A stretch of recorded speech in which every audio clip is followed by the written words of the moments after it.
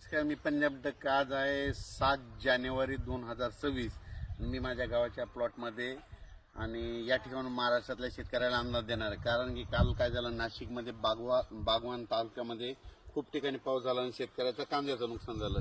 तर आता 7 जानेवारी म्हणजे उद्या 8, 9, 10 जानेवारी दरम्यान राज्यात उत्तरेकडून वारं सुटल्याच्या नंतर थोडी थंडी जाणवणार आहे. म्हणजे 3 दिवस तर थंडी आहे, पण राज्यात तुम्हाला सांगायचं होतं की राज्यामध्ये 11 जानेवारी 12 आणि 13च्या दरम्यान परत राज्यात खूप ढगाळ वातावरण राहणार आहे.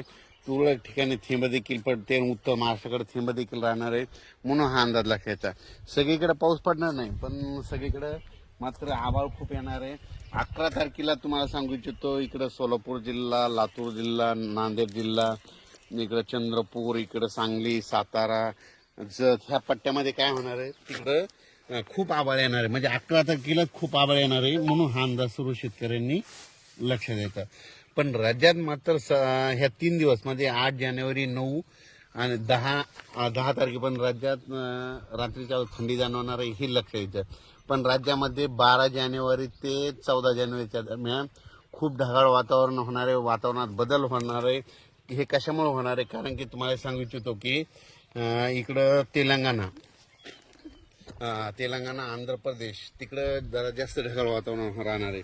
पण काय होणार आहे, तामिळनाडू राज्य आणि केरळ राज्यामध्ये एक कमी दाबाचा पट्टा तिथून जात असल्यामुळे काय होणार आहे, तिरुपती बालाजीकडे देखील 12, 13, 14च्या दरम्यान खूप असा पावसाळ्यासारखा पाऊस मध्ये तामिळनाडू राज्यामध्ये पडणार आहे.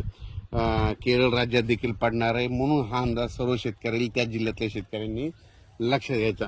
आणि तिकडं पाऊस त्या राज्यात पडत असल्यामुळे काय होणार आहे, आपल्या महाराष्ट्रात त्याचा असर फक्त ढगाळ वातावरण राहणे. तुरळक ठिकाणी आता जसे थेंब आले तसे थेंब देखील येणार आहेत. म्हणून हा अंदाज सर्व शेतकऱ्यांनी लक्षात घ्यायचा.